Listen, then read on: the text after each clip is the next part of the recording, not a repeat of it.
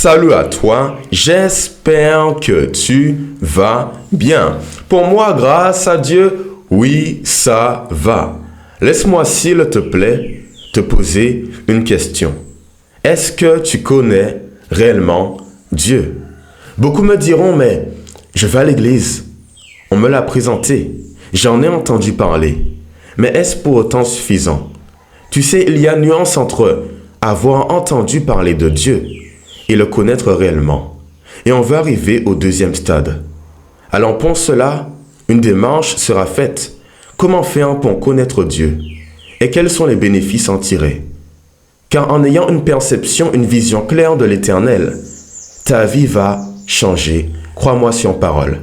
Alors à la fin de cette vidéo, tu seras un chrétien transformé qui sait qui est le Seigneur. Ok? Alors démarrons simplement en allant dans le livre de Jean, le chapitre 17 et le verset 2. Car là, Jésus a bien réalisé qui est son Père, Dieu. C'est une discussion entre le Fils et le Père. Allons-y, Jean chapitre 17 et le verset 2. On s'habitue maintenant, ma version, c'est bel et bien second 21. La Bible avec les mots d'aujourd'hui.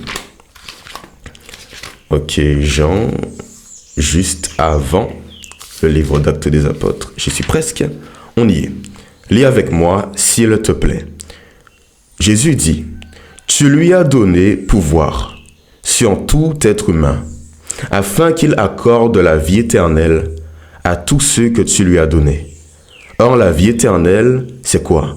C'est qu'ils te connaissent, toi, le seul vrai Dieu, et celui que tu as envoyé, Jésus-Christ, le Fils donc. » Alors, qu'est-ce que l'on peut noter, s'il te plaît?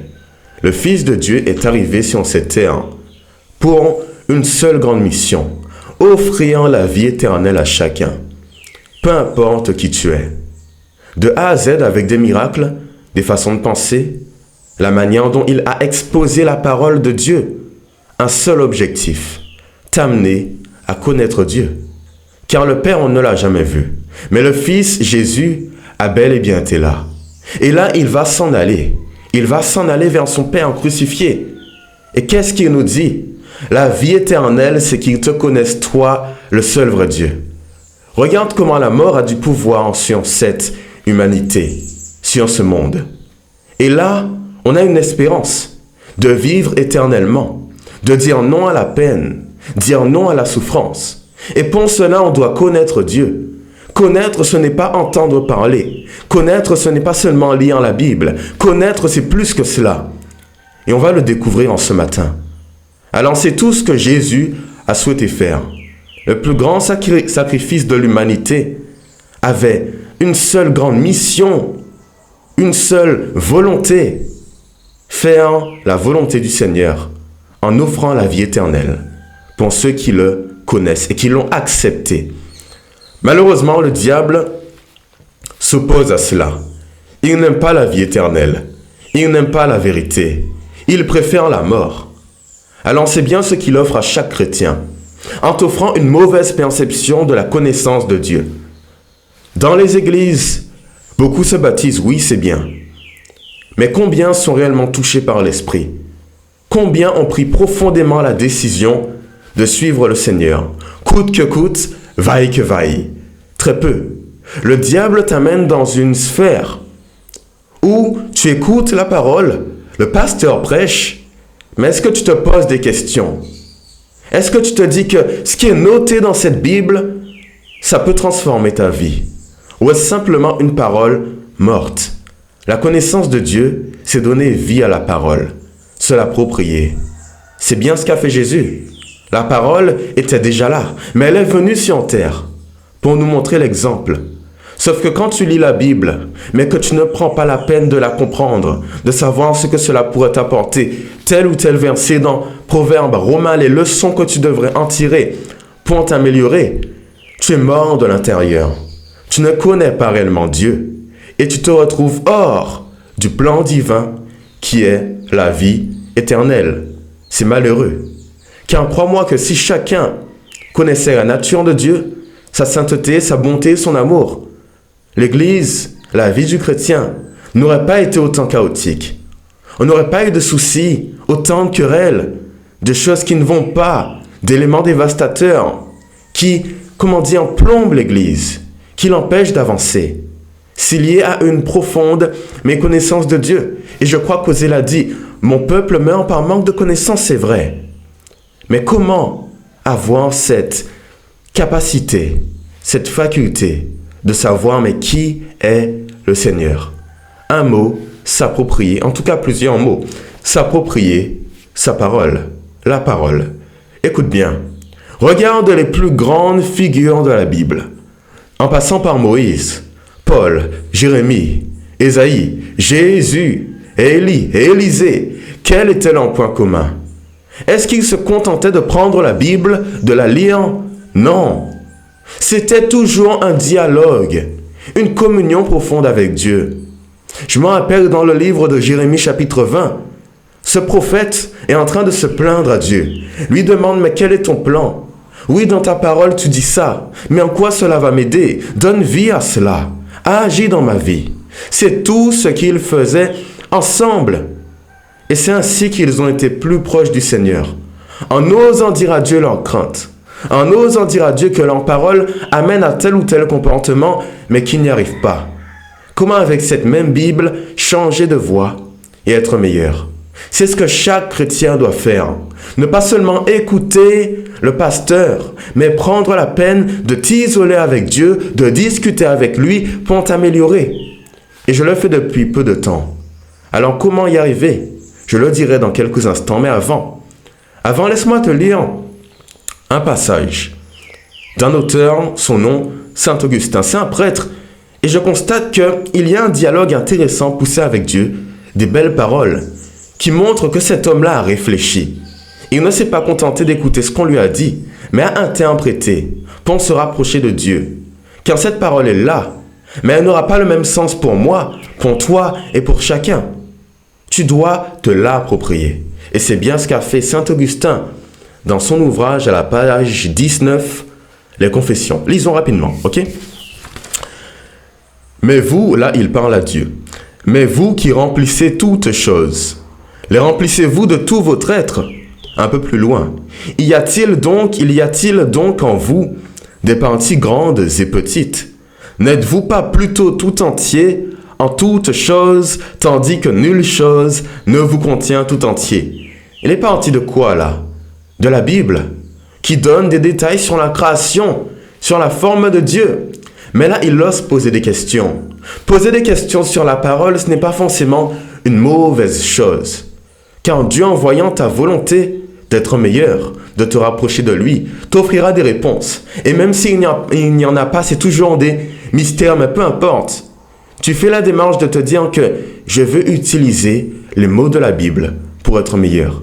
Je veux utiliser Dieu, le connaître profondément. Et pour le connaître, je dois avoir foi en lui. Pour avoir foi en lui, oui, je dois lire la Bible, mais savoir qu'est-ce que ces mots, nombreux d'ailleurs, pourront m'apporter concrètement. Alors, un simple témoignage. Comment j'ai fait pour connaître Dieu? Tout a démarré, tu le verras peut-être à l'écran, avec des escapades, oui, en nature.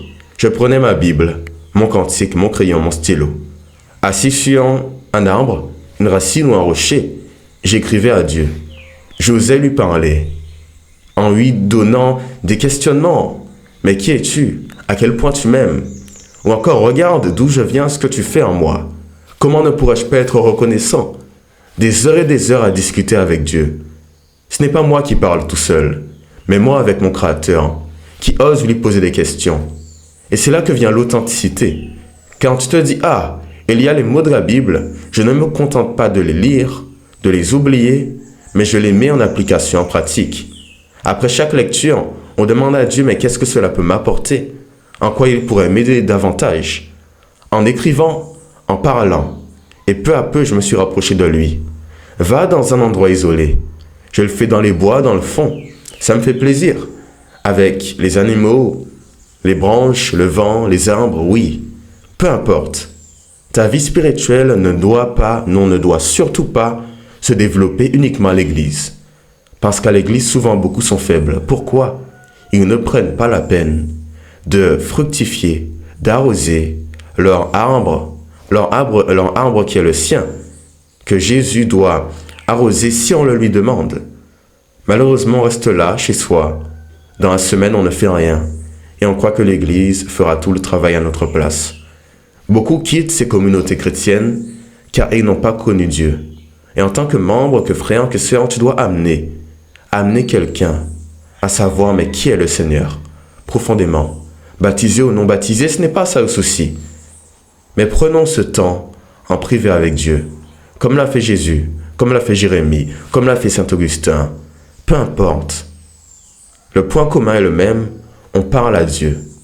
On écoute, on ose remettre en question parfois ses commandements, quand c'est compliqué, mais toujours en faisant sa volonté, quoi qu'il advienne. Ok? Alors c'est bien ce que j'avais à te dire. On va prier pour connaître Dieu, pour que chacun s'approprie cette parole, en ayant un temps privé avec lui. Parce que là tu regardes mes vidéos, mais ce n'est pas tout. Derrière, il y a un travail à faire, pas à pas. Je te confie les outils grâce au Seigneur. Alors, qu'est-ce que retenir en pratique? Qu'est-ce que tu dois retenir? Isole-toi, parle à Dieu. Parle à Dieu. Pose-toi des questions, réfléchis. Car quand tu t'appropries la parole, tu n'as plus peur de parler. Tu n'as plus peur d'évangéliser. Tu n'as plus peur d'agir pour son nom. Car tu sais concrètement ce qu'il a fait pour toi et ce que tu vaux à ses yeux. C'est-à-dire une valeur inestimable. Prions, ok? Seigneur Jésus, je te remercie. Je te remercie pour tout. Car tu vois qu'auparavant, j'avais entendu parler de toi. Mais bien avant mon baptême, quelques mois, peut-être un an avant, j'ai appris à te connaître en allant dans la nature, en faisant ce qu'il faut. Ces prophètes, isolés avec toi, on peut grandir spirituellement. J'aimerais que chacun comprenne que l'Église fait beaucoup, que le chrétien d'à côté fait beaucoup, mais que c'est aussi et surtout à nous d'agir. Agir en coûte que coûte pour nous rapprocher de toi. Ce n'est pas simple, mais c'est tout ce que l'on doit faire pour avoir cette connaissance pleine de toi. La Bible, oui, mais l'expérience personnelle, les questionnements, la foi en action, éprouvée, c'est ce qui fait un homme nouveau et un chrétien, chrétienne, transformé. Donne-nous la capacité de faire, de suivre ta voie. Toujours, à jamais. Nous t'avons prié en tout cas jusqu'à la fin, l'éternité ou à la mort. Nous t'avons prié au nom de Jésus et pour ta gloire. Amen, amen. Alors bon, j'espère que cette vidéo t'a plu. Pour moi, ça a été un plaisir d'aborder avec toi ce sujet parce que je vois trop de personnes qui meurent spirituellement car ils ne prennent pas la peine de découvrir la Bible et de découvrir qui est Dieu pour eux. Non pas pour le pasteur, non pas pour l'ancien, non pas pour moi, mais qui est Dieu pour toi. Et pour cela, c'est à toi de faire ce travail de réflexion chaque jour, chaque instant. Alors oui, dès que possible, à la fin de cette vidéo comme plus tard, si tu as de la nature, va dans les bois. Si tu es dans un appartement, isole-toi, mais pose-toi des questions. Réfléchis sur ton avenir et comment Dieu pourra t'aider à le connaître un peu plus à chaque instant, ok? Sinon, passe une bonne journée, soirée, après-midi. Cette vidéo t'a plu, tu peux t'abonner, l'aimer, la commenter pour me soutenir. Amen, alléluia, des questionnements. Plus d'outils. Prochaine vidéo, la prochaine fois si Dieu le veut bien. Tu veux parler? Un entretien, un témoignage, une prière, mon mail, paroledematisse@gmail.com. Ainsi, on va se rapprocher de Dieu avec un Zoom, une prière, un entretien, à l'oral, à l'écrit, peu importe. Tout sera fait selon la volonté de notre Dieu. Ok? Prochaine vidéo, je l'ai dit dans quelques jours, si Dieu le veut bien. Et puis au revoir. Bye bye. Bye bye. Voilà.